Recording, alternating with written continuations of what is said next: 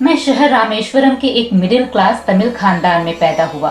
मेरे अब्बा जैनालुद्दीन के पास ना तालीम थी ना दौलत थी, लेकिन अगर इन मजबूरियों के बीच उनके पास कुछ था तो वह था उनका हौसला। और मेरी माँ जैसी मददगार थी आशी अम्मा। और उनकी कई औलादों में से एक मैं भी था, एक छोटा सा कद वाला मामूली शक्ल सूरत वाला लड़का। अपने पुश्तैनी मकान में हम सब मिलकर रहा करते थे, जो कभी 20वीं सदी में बना था।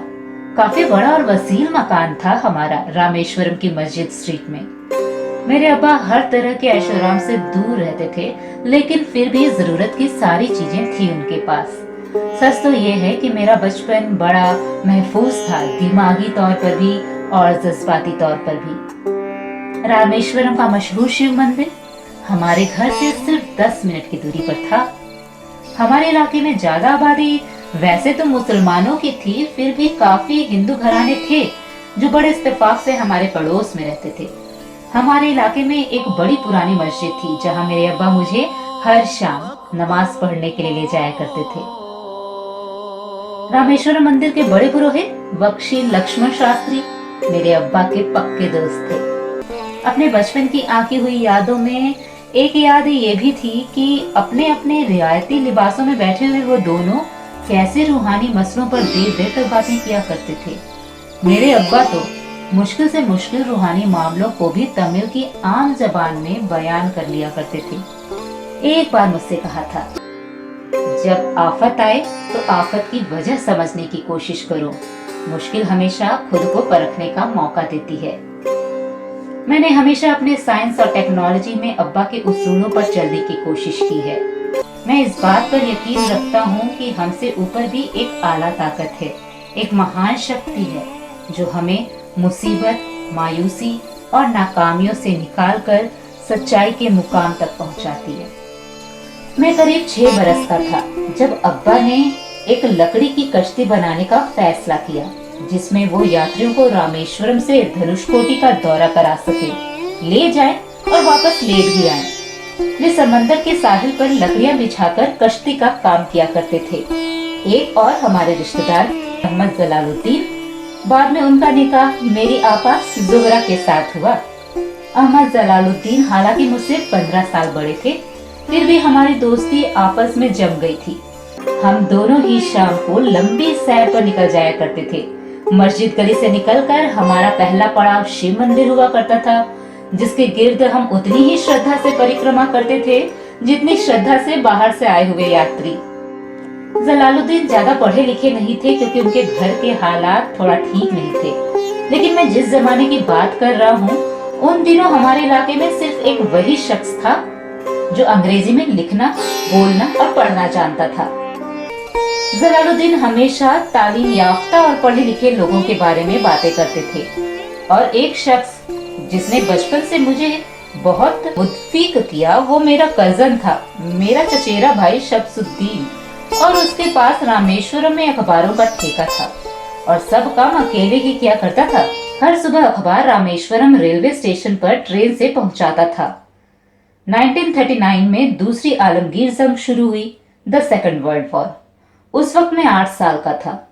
हिंदुस्तान को एतिहादी फौज के साथ शामिल होना पड़ा और एक इमरजेंसी हालात पैदा हो गए। सिर्फ पहली दुर्घटना ये हुई कि रामेश्वरम रेलवे स्टेशन पर ट्रेन का रुकना कैंसिल कर दिया गया और अखबारों का गट्ठा अब रामेश्वरम और धनुषकोटी के बीच से गुजरने वाली सड़क पर चलती ट्रेन से फेंक दिया जाता था। शमसुद्दीन को मजबूरन एक मददगार रखना पड़ा जो अखबारों के गट्ठे सड़क से जमा कर सके। वो मौका मुझे मिला और शमसुद्दीन मेरी पहली आमदनी की वजह बना। मुझमें सेल्फ डिसिप्लिन मेरे अब्बा से विरासत में मिली और माँ से अच्छाई पर यकीन करना और रहमत दिली। लेकिन जलालुद्दीन शमसुद्दीन की वजह से जो असर मुझ पर पड़ा उससे मेरा बचपन ही महज अलग नहीं हुआ, बल्कि मेरी जिंदगी पर भी उसका बहुत असर पड़ा। फिर जंग खत्म हो गई और हिंदुस्तान की आजादी बिल्कुल यकीन हो गई। मैंने अब्बा से रामेश्वरम छोड़ने की इजाजत चाही। मैं डिस्ट्रिक्ट हेडक्वार्टर रामनाथपुरम जाकर पढ़ना चाहता था। शमसुद्दीन और जलालुद्दीन मेरे साथ रामनाथपुरम तक गए मुझे स्वार्स हाई स्कूल में दाखिला कराने के लिए। न जाने क्यों वो नया माहौल मुझे रास नहीं आया। रामनाथपुरम बड़ा मशहूर शहर था और करीब 50,000 की आबादी थी, लेकिन रामेश्वरम का सुकून और इत्मीनान कहीं नहीं था। घर बहुत याद आता था और घर लौटने का कोई भी मौका मैं छोड़ना नहीं चाहता था। स्वार्ट्स हाई स्कूल में दाखिले के बाद एक 15 साल लड़के के तमाम शौक जो हो सकते थे वो मेरे अंदर भी जाग उठे। मेरे टीचर अन्ना दोराई सोलमन बेहतरीन रहबर थे। रामनाथपुरम के उस अरसाए कायम में उनसे मेरे रिश्ता गुरु शिष्य से भी आगे निकल गया। अन्ना दोराई कहा करते थे, जिंदगी में कामयाब होने और नतीजे पाने के लिए 3 चीजों पर काबू पाना बेहद जरूरी है, ख्वाहिशें, यकीन और उम्मीद। मैं अपनी जिंदगी से अगर मिसाल दूं तो मुझे बचपन से ही आसमान के इसरार और परिंदों की परवाज हमेशा हैरान करती थी। समुद्र में पूंजों और बगुलों को ऊंची उड़ानें लगाते देखता था तो उड़ने को जी चाहता था। मैं एक सादा सा गांव का लड़का तो था, मगर मुझे यकीन था कि एक दिन मैं उन कूंजों की तरह बुलंद उड़ान लगाकर बुलंदी पर पहुंचूंगा। और हकीकत ये है कि रामेश्वर से उड़ने वाला मैं पहला लड़का था। स्वार्ट्स स्कूल में तालीम हासिल करते करते मेरे अंदर खुद एतमादी बस चुकी थी और मुझे यकीन था मैं जरूर कामयाबी हासिल करूंगा। मैं तालीम आगे जारी रखूंगा। 1950 में मैं इंटरमीडिएट पढ़ने के लिए सेंट जोसेफ कॉलेज त्रिची में दाखिला लेने गया। जब बीएससी डिग्री करने के लिए मैंने सेंट जोसेफ कॉलेज में एडमिशन लिया तो हायर एजुकेशन के मायने क्या होते हैं ये मैं जानता नहीं था। ये नहीं जानता था कि हायर एजुकेशन के लिए कुछ और भी हो सकता है। ना ये जानता था कि साइंस पढ़कर फ्यूचर के लिए और भी क्या हासिल हो सकता है। बीएससी पास करने के बाद ही जान पाया कि फिजिक्स मेरा सब्जेक्ट था ही नहीं। अपने ख्वाब को पूरा करने के लिए मुझे इंजीनियरिंग में जाना चाहिए था। किसी तरह मैंने MIT यानी मद्रास इंजीनियरिंग टेक्नोलॉजी के उम्मीदवारों की लिस्ट में तो आ गया, लेकिन उसका एडमिशन बहुत महंगा था। कम से कम 1,000 रुपयों की जरूरत थी और मेरे अब्बा के पास इतने पैसे नहीं थे। उस वक्त मेरी आपा जोहरा ने अपने सोने के कड़े और चेन बेचकर मेरी फीस का इंतजाम किया। उसकी उम्मीद और यकीन देखकर मैं पसीज गया। MIT में सबसे ज्यादा मजा वहाँ 2 हवाई जहाज रखे देखकर आया जो उड़ान से बरी कर दिए गए थे। एक अजीब सा खिंचाव महसूस होता था और जब बाकी लड़के हॉस्टल चले जाते थे तो मैं घंटा 1.5 घंटा उन जहाजों के पास बैठा रहता था।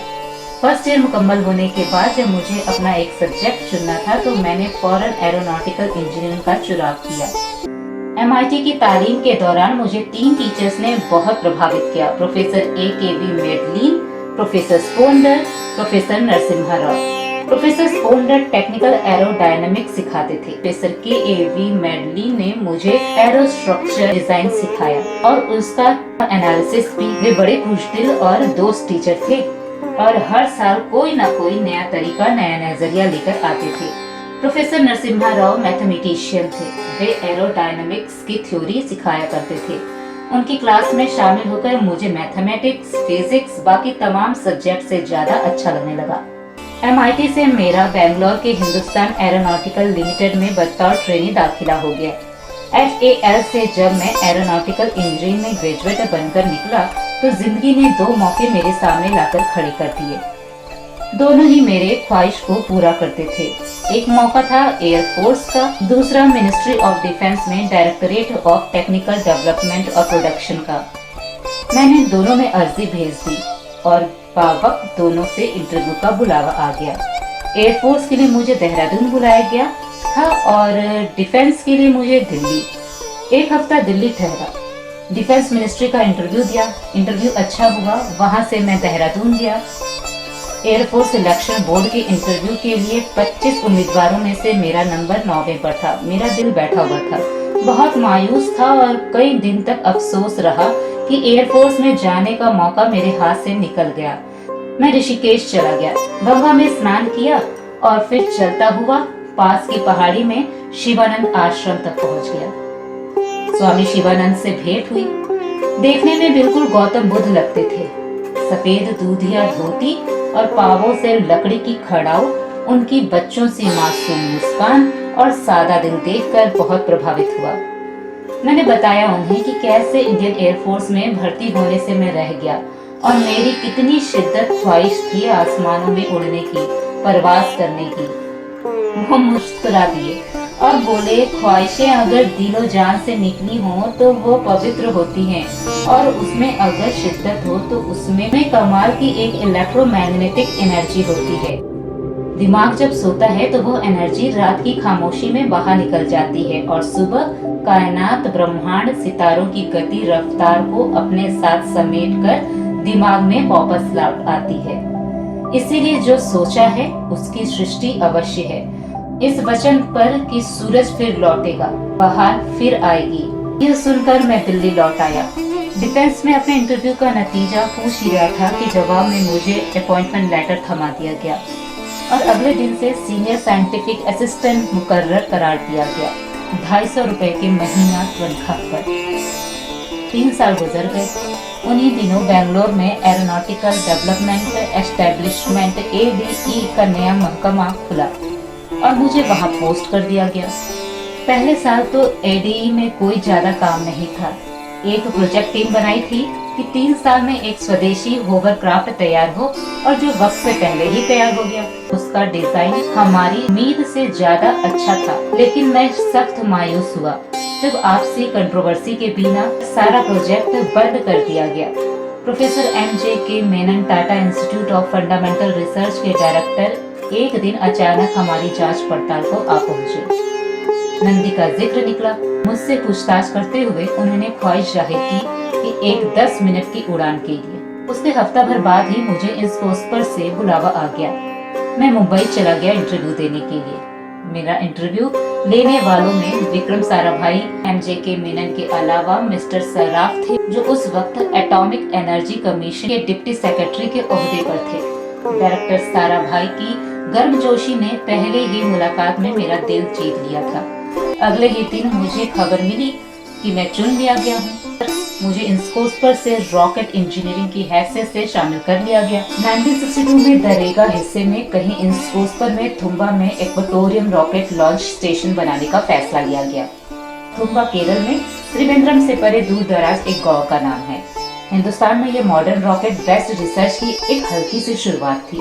उसके फौरन बाद ही मुझे 6 महीने के लिए अमेरिका भेज दिया गया, नासा में रॉकेट लॉन्चिंग की ट्रेनिंग के लिए। लेकिन जाने से पहले मैं थोड़ा सा वक्त निकालकर रामेश्वरम गया। मेरे अब्बा मेरी इस कामयाबी के लिए बहुत खुश हुए और मुझे उसी मस्जिद में ले जाकर शुक्राने की नमाज अदा की। नासा लेंगे रिसर्च सेंटर वर्जानिया में मैंने अपने काम की शुरुआत की। बाद में Goddard fly space centre Maryland चला गया। जैसे ही नासा से लौटा फौरन बाद ही हिंदुस्तान का पहला रॉकेट लॉन्च हुआ 21 नवंबर 1963 को। वो साउंडिंग रॉकेट था, नाम था अपाचे नाइकी। नाइकी अपाचे की कामयाबी के बाद प्रोफेसर साराभाई ने अपनी आरजू, अपने ख्वाब का इजहार किया। एक Indian satellite launch vehicle ISLV का सपना, हिंदुस्तानी रॉकेट का सपना, जो 20वीं सदी का ख्वाब भी कहा जा सकता है। पंडित जवाहरलाल नेहरू की बदौलत वो रॉकेटरी का ख्याल फिर एक बार हिंदुस्तान में जिंदा हुआ। प्रोफेसर साराभाई ने उस ख्वाब को हकीकत बनाने की जिम्मेदारी अपने सर ली।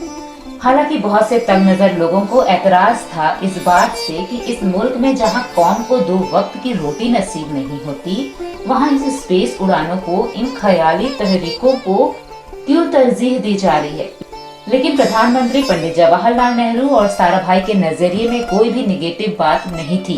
उनके नजरिए बिल्कुल साफ थे। उन्होंने कहा कि अगर दुनिया के मुल्कों में दुनिया के मसलों में हिस्सा लेना है, शिरकत करनी है, हिंदुस्तान को कोई हैसियत हासिल करानी है, तो साइंस और टेक्नोलॉजी की तरक्की और सेल्फ रिलायंस जरूरी है, और उनका मकसद ताकत का मुजाहिरा बिल्कुल नहीं है। थुम्बा में दोनों ही रॉकेट अपनी उड़ान के लिए कामयाब हुए, एक रोहिणी और दूसरा मेनिका। अगला साल लगा ही था जब प्रोफेसर साराभाई ने मुझे दिल्ली बुला भेजा एक मीटिंग के लिए, और मीटिंग में ग्रुप कैप्टन VS नारायणन से मेरी मुलाकात हुई, जो एयर हेडक्वार्टर्स से थे। प्रोफेसर साराभाई ने RTO तैयार करने का इरादा जाहिर किया, रॉकेट असिस्टेंट टेक ऑफ, जो एक मिलिट्री एयरक्राफ्ट की मदद से उड़ाया जा सके। बड़ी छोटी सी जगह में शाम तक ये खबर आम हो गई कि हिंदुस्तान एक खुद शाफ्ट मिलिट्री एयरक्राफ्ट तैयार कर रहा है और मैं उस प्रोजेक्ट का हेड हूँ। मैं कई तरह के जज्बात से भर गया। खुश भी था, शुक्रगुजार भी था, खुशकिस्मत भी, और एक एहसास हुआ फुलफिलमेंट का। 19वीं सदी के एक शायर के ये शेर बहुत याद आए। हर दिन के लिए हमेशा तैयार रहो, हर दिन को एक तरह में लो, जब ओखली में हो तो बर्दाश्त करो, जब दश्ता हो तो वार करो। RATO में काम करते हुए दो अहम वाक्य हुए। पहला तो ये था कि अपने देश में पहली बार स्पेस रिसर्च का 10 साल का प्रोग्राम तैयार हुआ, जिसके ऑथर थे प्रोफेसर साराभाई। मेरे लिए तो वो एक रूमानी मैनिफेस्टो था, जो स्पेस से इश्क करने वाले किसी शायर की रूमानी नज्म हो, जैसे कोई अपने देश के आसमान से इश्क करने लगा हो। और दूसरा वाकया मिनिस्ट्री ऑफ डिफेंस में मिसाइल पैनल का तैयार होना। नारायणन और मैं, हम दोनों इस पैनल के मेंबर थे। उस वक्त तक भविष्य को आने वाली SLV सैटेलाइट लॉन्च व्हीकल का नक्शा भी तैयार हो चुका था। प्रोफेसर साराभाई अपने ख्वाब को पूरा करने के लिए कुछ और साथियों का चुनाव भी कर चुके थे। मैं खुद को खुशकिस्मत समझता हूँ, मुझे उस प्रोजेक्ट का लीडर चुना गया। उस पर प्रोफेसर साराभाई ने मुझे एक और जिम्मेदारी सौंप दी कि लॉन्च की चौथी स्टेज मैं ही डिसाइड करूंगा, और मैं मिसाइल पैनल की मीटिंग के बाद जाकर प्रोफेसर साराभाई को पूरी रिपोर्ट दिया करता था। दिल्ली में ऐसे ही एक मीटिंग के बाद 23 दिसंबर 1971 को मैं त्रिवेंद्रम लौट रहा था। उस दिन थुम्बा में प्रोफेसर साराभाई SLV का मुआयना करने गए हुए थे। दिल्ली एयरपोर्ट के लॉज से मैंने उन्हें फोन किया, पैनल मीटिंग की पूरी जानकारी दी। प्रोफेसर साराभाई ने कहा कि मैं त्रिवेंद्रम एयरपोर्ट पर उनका इंतजार करूं। मैं जब त्रिवेंद्रम पहुंचा तो फिजा में एक मातम छाया हुआ था। मुझे खबर दी गई कि प्रोफेसर साराभाई नहीं रहे। चंद घंटे पहले दिल का दौरा पड़ने से उनका इंतकाल हो गया। मैं हैरान रह गया। चंद घंटे पहले ही तो मेरी उनसे बात हुई थी। मेरे लिए तो बहुत बड़ा सदमा था। प्रोफेसर साराभाई मेरी नजर में इंडियन साइंस के राष्ट्रपिता थे, जैसे महात्मा गांधी हैं। उन्होंने अपनी टीम से रहनुमा पैदा किए और खुद अमल से उनके लिए मिसाल साबित हुए। कुछ अरसा प्रोफेसर MJK मेनन ने स्पेस रिसर्च का काम संभाला। बिल आखिर प्रोफेसर सतीश धवन को Indian space research organisation ISRO की जिम्मेदारी सौंप दी गई। थुम्बा का पूरा कॉम्प्लेक्स बड़े पैमाने पर एक स्पेस सेंटर बना दिया गया और Vikram Sarabhai space centre VSSC का नाम दिया गया। जिसने वो सेंटर कायम किया था, उसी के नाम से उस जगह की श्रद्धांजलि पेश की गई। मशहूर बैक्टीरियोलॉजिस्ट डॉक्टर ब्रह्मा प्रकाश VSSC के पहले डायरेक्टर मुकर्रर हुए। कोई भी शख्स अपनी जिम्मेदारी में तभी कामयाब हो सकता है अगर वो बारसूख हो, मोतबर हो और अपने फैसलों के लिए उसे सही हद तक आजादी हो। शायद निजी जिंदगी में भी तस्लील का यही एक रास्ता है। आजादी और जिम्मेदारी एक साथ हो तभी वो तस्कीन और खुशी का एहसास दिलाती है। और जाती आजादी हासिल करने के लिए मैं 2 रास्ते तस्वीर कर सकता था, जो मैंने इख्तियार किए। पहला तो ये कि अपनी तालीम और तरबियत को बढ़ावा दो। नॉलेज बहुत ही बड़ा करामाती हथियार है, बहुत काम आता है। इल्म जितना ज्यादा होगा उतनी ज्यादा आजादी के हकदार होंगे। इल्म वो पूंजी है जो कोई छीन नहीं सकता। इनकी रहनुमाई तभी मुमकिन है अगर आपकी जानकारी मुकव्वल हो, अप टू डेट हो, कामयाब हो। रहनुमा बनने के लिए जरूरी है कि दिन का काम जब खत्म हो जाए पिछले काम का जायजा लें, अगले दिन के काम की तैयारी करें। दूसरा तरीका ये है कि अपने काम को अपना फक्र समझो, गर्व समझो और जरूरी भी समझो। अपने अंदर की शक्ति को पहचानो। जो करो उस पर यकीन रखो, या जिस पर यकीन हो वही करो, वरना दूसरों के ईमान का शिकार बनते रहोगे। SLV प्रोजेक्ट के पहले 3 सालों में साइंस के बहुत से नए नए इसरार खुले और आहिस्ता आहिस्ता साइंस और टेक्नोलॉजी का फर्क समझ आने लगा। रिसर्च और डेवलपमेंट का फासला पता चलने लगा। किसी भी इजाद में गलतियां होना लाजमी है, लेकिन हर गलती कामयाबी की तरफ एक और कदम उठाती है, एक और सीढ़ी बन जाती है। किसी भी तकलीक की तरह SLV की तकलीक भी कई दर्दनाक लम्हों से गुजरी। एक रोज जब मैं और मेरे तमाम साथी अपने कामों में पूरी तरह डूबे हुए थे, मेरे घर से एक मौत की खबर आई। मेरे दोस्त और मेरे हमदर्द मेरे बहनोई जलामुद्दीन का इंतकाल हो गया। कुछ देर के लिए तो मैं सुन्न रह गया, मेरी आंखों में अंधेरा छा गया। थोड़ी देर बाद जब अपने चौगिर्दों का एहसास हुआ, मैंने महसूस किया जैसे मेरी हस्ती का एक हिस्सा मर गया था। रात के रात बसों में सफर करता हुआ अगली सुबह में रामेश्वरम पहुंचा। ज़ोहरा को क्या तसल्ली देता, क्या सब्र देता अपनी भांजी महबूबा को, जो रो रो कर हलकान हो रही थी। तुम्बा लौटकर बहुत दिन तक सारा कामकाज, सारी मसरूफियत बेमानी लगने लगी। बहुत दिनों तक बहुत मलाल लगा, सब बेमानी लगने लगा। प्रोफेसर धवन देर देर तक हौसला देते थे, कहते थे एसएलवी पर जैसे जैसे काम आगे बढ़ेगा मुझे सब्र महसूस होगा और ये मायूसी कम होते होते गुजर जाएगी। 1976 में मेरे अब्बा जलालुद्दीन 102 साल की उम्र में वही रामेश्वरम में इंतकाल फरमा गए।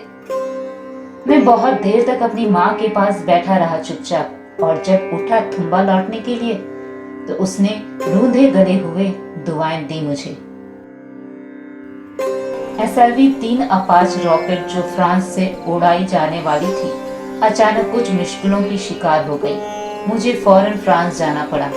मैं रवाना होने ही वाला था कि मेरी माँ की मौत की खबर मुझे मिली।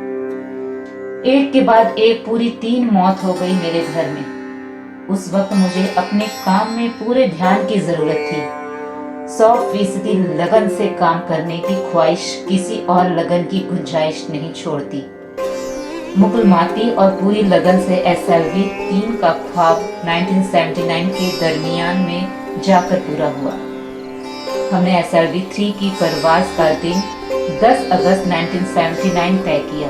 23 मीटर लंबा 4 स्टेजेस का ये रॉकेट 17 टन का वजन लेकर 7:58 पर बड़ी कामयाबी से उड़ा और खला की तरह रवाना हुआ। पहली स्टेज हर तरह से पुख्ता निकली और बड़े आराम से रॉकेट दूसरी स्टेज में चला गया। हम आश्चर्य रह गए, सांस रुकी बैठी थी। हमारे बरसों का ख्वाब आसमान की तरफ सफर कर रहा था। अचानक हमारे ख्वाब में दरार आई, हमारा सुकून टूटा, हमारी खामोशी टूटी। दूसरी स्टेज काबू से बाहर होने लगी। 317 सेकंड बाद परवाज टूट गया। मेरी उम्मीद चौथे स्टेज को साथ लेकर तमाम मलबा हरिकोटा से 560 किलोमीटर दूर समुद्र में जा गिरा। इस हादसे से हम सबको सख्त सदमा पहुंचा। मैं गम गुस्से से भर गया, निचुड़ गया, बिल्कुल जज्मानी तौर पर भी और जेहानी तौर पर भी। मैं सीधा अपने कमरे में गया और बिस्तर पर लेट गया। मैंने अपने कंधे पर एक दिलासे का हाथ महसूस किया तो आंख खोली। दोपहर ढल चुकी थी, शाम करीब थी। डॉक्टर ब्रह्मा प्रकाश मेरे सिरहाने बैठे थे। उनकी इस हमदर्दी ने मुझे छू लिया। मैं उदास था, मायूस था, लेकिन अकेला नहीं था। मैंने उनसे कहा, सर मेरे साथियों को नाकामयाबी की वजह दरियाफत हो जाने की वजह से इत्मीनान हो गया है, लेकिन मैं उसे काफी नहीं समझता। मैं इस मिशन में डायरेक्टरेट की हैसियत से इस गलती को मैं अपनी जिम्मेदारी समझता हूँ। एसएलवी 3 की नाकामयाबी की जिम्मेदारी मेरी है। साइंस का काम कमाल दर्जा उत्साह भी देता है, खुशी भी और उतनी गहरी मायूसी भी। इस तरह के वाकयात सोच सोच कर मैं दिल को धड़सा देता रहा। ये ख्याल कि इंसान चांद पर उतर सकता है, ये सबसे पहले एक रूसी साइंटिस्ट ने सोचा था। उसे हकीकत बनाने में 40 साल गुजर गए, जब अमेरिका ने उसे पूरा किया। एसएलवी की उड़ान से 30 घंटा पहले 17 जुलाई 1980 के दिन अखबारों की सुर्खियां तरह तरह की राय और अंदाजों से भरी हुई थी। ज्यादातर रिपोर्टरों ने पहली एसएलवी की याद दिलाई थी कि किस तरह रॉकेट फेल हो गया और उसका मलबा समुद्र में जा गिरा था। कुछ लोगों ने तो उसे देश की दूसरी खामियों का जिक्र करते हुए भी उसे एसएलवी 3 से जोड़ दिया था। मैं जानता था कि अगले दिन का नतीजा हमारे फ्यूचर के स्पेस प्रोग्राम का फैसला करने वाला है। सारे कौम की नजरें हम पर गड़ी हुई थी। 18 जुलाई 1980 सुबह 8:30 पर हिंदुस्तान का पहला सैटेलाइट लॉन्च व्हीकल उड़ा। मैंने रोहिणी सैटेलाइट का तमाम डाटा कंप्यूटर पर जांचा। अगले 2 मिनट के अंदर अंदर रोहिणी अंतरिक्ष में था। उस तमाम शोरगुल के बीच मैंने अपनी जिंदगी के सबसे अहम अल्फाज अदा किए। मैं मिशन डायरेक्टर बोल रहा हूँ। एक जरूरी खबर सुनने को तैयार रहें। चौथे स्टेज की कामयाबी के साथ रोहिणी सैटेलाइट को लेकर अंतरिक्ष में दाखिल कर रही है। मैं ब्लैक से बाहर आया तो मेरे साथियों ने मुझे कंधों पर उठा लिया और नारे लगाते हुए जुलूस निकाला। सारी कौम में एक जोश की लहर दौड़ गई। हिंदुस्तान उस चंद कौमों में शामिल हो गया था जिनके पास सैटेलाइट लॉन्च की काबिलियत थी। हमारे कौम का एक बड़ा ख्वाब पूरा हुआ था। प्रधानमंत्री इंदिरा गांधी ने मुबारकबाद का तार भेजा और सबसे ज्यादा हिंदुस्तान के सियासत खुश थे कि ये पूरी कोशिश स्वदेशी थी, हमारी अपनी थी। मैं कुछ मिले जुले जज्बात से गुजर रहा था। मैं खुश था पिछली 2 दहाइयों से जिस कोशिश में था, बिल आखिर उसमें कामयाब हुआ, लेकिन उदास था। जिन लोगों की बदौलत में यहाँ पहुंचा था वो लोग मेरे साथ नहीं थे। मेरे अब्बा, मेरे बहनोई जलालुद्दीन और प्रोफेसर सारा भाई। SLV 3 की कामयाबी के महीने भर के अंदर ही प्रोफेसर धवन का फोन आया एक दिन और दिल्ली बुलाकर प्रधानमंत्री से मिलने के लिए कहा। मेरी एक छोटी सी उलझन थी कपड़ों को लेकर। प्रधानमंत्री को मिलने के लिए वो लिबास नहीं था जो होना चाहिए था, लेकिन प्रोफेसर धवन बोले कि सुनो, कपड़ों की फिक्र मत करो, इनमें जो शानदार कामयाबी पहन रखी है वो काफी है। रिपब्लिक डे 1981 मेरे लिए एक बड़ी खुशखबरी लेकर आया कि मुझे पद्म भूषण से नवाजा गया है। मैंने अपने कमरे को बिस्मिल्लाह खां की शहनाई से भर लिया। शहनाई की गूंज मुझे कहीं और ही ले गई। मैं रामेश्वरम में पहुंच गया। माँ के गले लगा। अब्बा ने मेरे बालों को उंगलियों से सुलझाया और मेरा दोस्त, मेरा रफीक जलालुद्दीन मस्जिद में मेरे इनाम का ऐलान कर रहा था। मेरी बहन जोहरा ने मीठा बनाया घर में।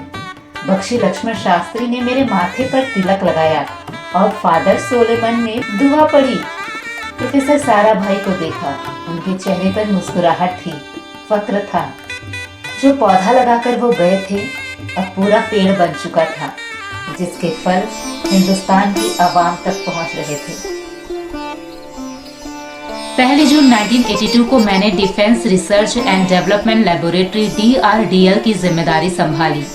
उस वक्त के defence minister Shri R Venkataraman ने जब यह मशवरा दिया कि हमें मिसाइल तैयार करने का प्रोग्राम बनाना चाहिए, तो हमें अपने कानों पर यकीन ही नहीं हुआ और देखते ही देखते वो प्रोजेक्ट बना जिसके नतीजे बहुत दूर तक गए।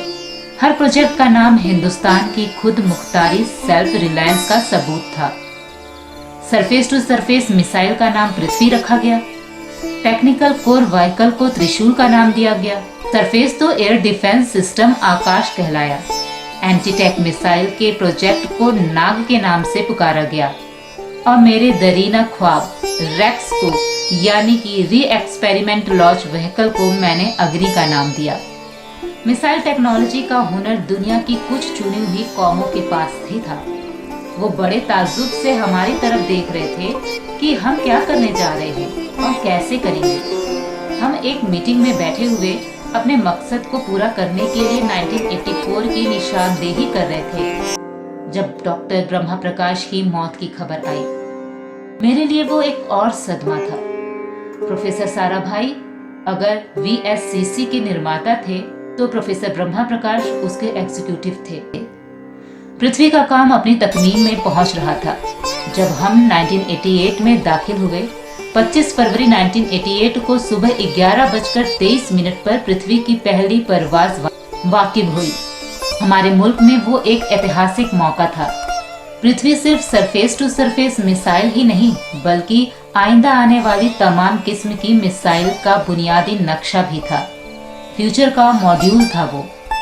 पृथ्वी ने हमारे आस पड़ोस के मुल्कों को दहला दिया। वेस्टर्न मुल्कों को पहले तो हैरत हुई और फिर गुस्से का इजहार भी किया और पाबंदी लगा दी कि इंडिया के लिए वो कोई ऐसी चीज मुल्कों से बाहर ना खरीद सके जो उनके मिसाइल प्रोग्राम में इस्तेमाल हो सकती है। अग्नि की परवाज 20 अप्रैल 1989 को तय हो गई थी। लॉन्च की तमाम तैयारियां मुकम्मल हो चुकी थी। और फिर हिफाजत के लिए ये फैसला किया गया था कि लॉन्च के वक्त आसपास के तमाम गांव खाली कर दिए जाएं।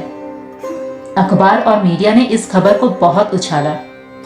20 अप्रैल पहुंचते पहुंचते तमाम मुल्क की नजरें हम पर टिकी हुई थी। दूसरे मुल्कों का दबाव बढ़ रहा था कि हम इस तजुर्बे को खारिज कर दे, लेकिन सरकार मजबूत दीवार की तरह हमारे पीछे खड़ी रही और किसी भी तरह से हमें पीछे नहीं हटने दिया। परवाज से सिर्फ 14 सेकंड पहले हमें कंप्यूटर ने रुकने का इशारा किया।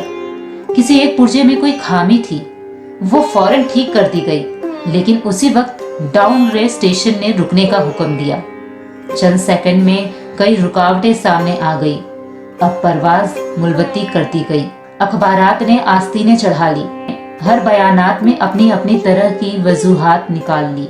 कार्टूनिस्ट सुधीर लाल ने एक कार्टून शाया किया जिसमें एक खरीदार कुछ सामान दुकानदार को वापस करते हुए कह रहा था, अग्नि की तरह वो भी नहीं चली। एक कार्टून में दिखाया गया कि साइंसदान कह रहा है सब ठीक था, स्विच बटन नहीं दबा। हिंदुस्तान टाइम्स के एक कार्टून में एक ऐसा नेता रिपोर्टर को समझा रहा था, डरने की कोई बात नहीं है, ये बड़ी अमन पसंद अहिंसा की मिसाइल है जिससे कोई मरेगा नहीं। करीब 10 रोज दिन रात काम चला मिसाइल की दुरुस्ती पर और आखिरकार साइंसदानों ने एक नई तारीख तय कर ली अग्नि की परवाज के लिए। मगर फिर वही हुआ। 10 सेकंड पहले कंप्यूटर ने रुकावट का इशारा किया। पता चला कि एक पुर्जा काम नहीं कर रहा है। परवाज फिर मुलतवी कर दी गई। ऐसी बात किसी भी साइंस तजुर्बे में होना आम बात थी। गैर मुल्कों में भी बहुत बार होता है इस तरह, लेकिन उम्मीद से भरी हुई कौम हमारी मुश्किलें समझने को तैयार नहीं थी। हिंदू अखबार में केशव का एक कार्टून छपा जिसमें एक देहाती कुछ नोट गिनते वक्त कह रहा था, मिसाइल के वक्त गांव से हट जाने का मुआवजा मिला है। 2-4 बार और तजुर्बा मुलतवी हुआ तो फिर पक्का घर बनवा लूंगा। अमूल बटर ने अपने होर्डिंग पर लिखा कि अग्नि को ईंधन के लिए हमारे बटर की जरूरत है। अग्नि की मरम्मत का काम जारी रहा। आखिरकार एक बार फिर 22 मई की तारीख अग्नि की परवाज के लिए तय हो गई। उसकी पिछली रात doctor Arunachalam, general NK Singh और मैं डिफेंस मिनिस्टर KC पंत के साथ चहलकदमी कर रहे थे। पूरे चांद की रात थी, हाई टाइम का वक्त था और लहरें गरज गरज कर खुदा की अजमल का नाम ले रही थी। कल अग्नि की परवाज कामयाब होगी या नहीं, बार बार यही सवाल हमारे दिमाग में गूंज रहा था। डिफेंस मिनिस्टर ने एक लंबी खामोशी को तोड़ते हुए पूछा, कलाम, कल अग्नि की कामयाबी मनाने के लिए क्या चाहते हो तुम? मैं क्या चाहता था? क्या था जो नहीं था मेरे पास? अपनी खुशी के इजहार के लिए मुझे क्या करना चाहिए? और अचानक मुझे जवाब मिल गया, हम 1 लाख पेड़ों की कोपले लगाएंगे, मैंने कहा। और उनके चेहरे पर यह सुनते ही रौनक आ गई। तुम अपनी अग्नि के लिए धरती माँ का आशीर्वाद चाहते हो? वो बोले, कल यही होगा। उन्होंने भविष्यवाणी की। अगले दिन सुबह 7:10 पर अग्नि लॉन्च हुई। कदम कदम सही निकला। मिसाइल ने जैसे टेक्स्ट बुक याद कर ली हो, जैसे सबक याद कर लिया था। हर सवाल का सही जवाब मिल रहा था। लगता था जैसे एक लंबे खौफनाक ख्वाब के बाद एक खूबसूरत सुबह ने आंख खोल ली हो। 5 साल की मशक्कत के बाद हम इस लॉन्च पेड़ पर पहुंचे। इसके पीछे 5 लंबे सालों की नाकामी, कोशिशें और इम्तिहान खड़े थे। इस कोशिश को रोक देने के लिए हिंदुस्तान ने हर तरह के दबाव बर्दाश्त किए थे, लेकिन हमने कर दिखाया जो करना था। मेरी जिंदगी का सबसे कीमती लम्हा था वो मुट्ठी भर सेकंड, 600 सेकंड की वो परवाज जिसने हमारी बरसों की थकान को दूर कर दी, बरसों की मेहनत को कामयाबी का तिलक लगाया। उस रात मैंने अपनी डायरी में लिखा, अग्नि को इस नजर से मत देखो, ये सिर्फ ऊपर उठने का साधन नहीं है, न शक्ति की नुमाइश है। अग्नि एक लौ है जो हर हिंदुस्तानी के दिल में जल रही है। इसे सिर्फ एक मिसाइल मत समझो, ये कौम के माथे पर चमकता हुआ आग का एक सुनहरा तिलक है। 1990 के रिपब्लिक डे पर देश में अग्नि व मिसाइल प्रोग्राम की कामयाबी का जश्न मनाया गया। मुझे पद्म भूषण से नवाजा गया और अरुणाचलम को भी। 10 साल पहले पद्म भूषण की यादें एक बार फिर ताजी हो गई थी। रहन सहन हालांकि मेरा अभी भी वैसा ही था जैसे पहले था। 10 बाई 12 का एक कमरा था जो किताबों से पूरी तरह भरा रहता था और कुछ फर्नीचर थे जो किराए पर ले रखा था। फर्क सिर्फ इतना था कि तब ये कमरा त्रिवेंद्रम में था और अब हैदराबाद में। वेटर मेरा नाश्ता लेकर आया, इडली और छाछ, और आंखों में एक खामोश मुस्कुराहट मुबारकबाद दे रही थी। मैं जानता हूँ कि बहुत से साइंसदान और इंजीनियर मौका मिलते ही वतन छोड़कर दूसरे देशों में चले जाते हैं, ज्यादा रुपए कमाने के लिए, ज्यादा आमदनी के लिए। लेकिन ये आदर, ये इज्जत, ये मोहब्बत क्या कम है जो हमें अपने वतन से मिलती है।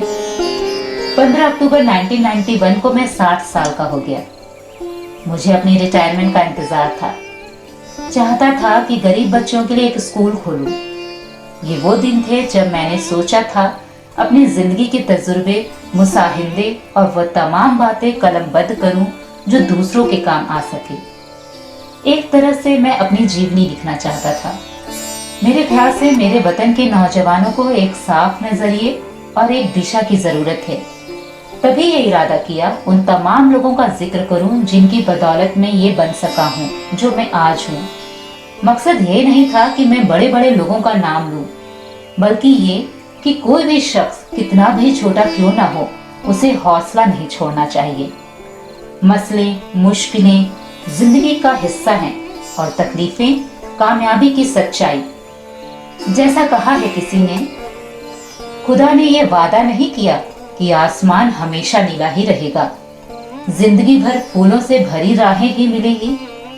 खुदा ने यह वादा नहीं किया कि सूरज है तो बादल नहीं होंगे, खुशी है तो गम नहीं होगा, सुकून है तो दर्द नहीं होंगे। मुझे ऐसा कोई गुमान नहीं कि मेरी जिंदगी सबके लिए मिसाल बने, लेकिन हो सकता है कि कोई मायूस बच्चा ये पढ़े, उसकी उम्मीद की रोशनी जाग उठे। हो सकता है कि ये कुछ बच्चों को ना उम्मीदी से बाहर ले आए और जिसे वो मजबूरी समझते हैं वो मजबूरी ना लगे। उन्हें यकीन रहे कि वो जहाँ भी हैं खुदा उनके साथ है। काश हर हिंदुस्तानी के दिल में जलती हुई लौ को पर लग जाए और उस लौ की परवाज से सारा आसमान रोशन हो जाए।